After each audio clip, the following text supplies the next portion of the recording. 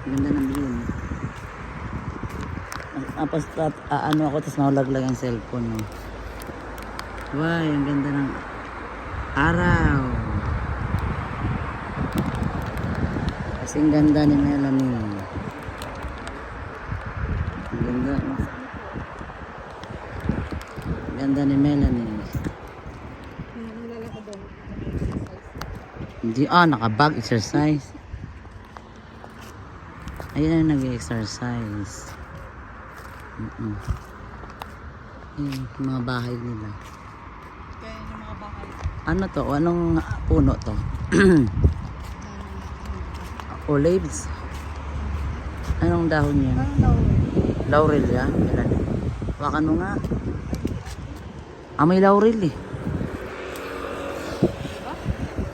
May ewan. Maamoy no?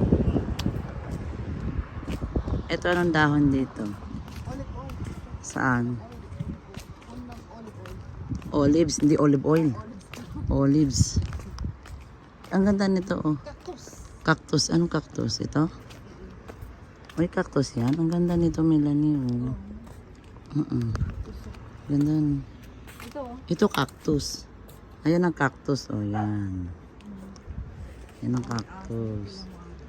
Ahas? Ano yung ano na to? Ang ganda ng halaman nila in fairness. Kakaiba. Bakit may ahas bang cactus? Pag inano ako. Parang probinsya na. Parang probinsyano.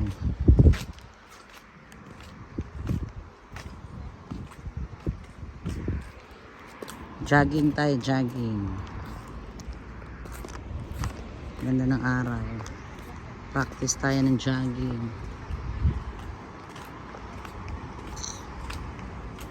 Tingnan mo.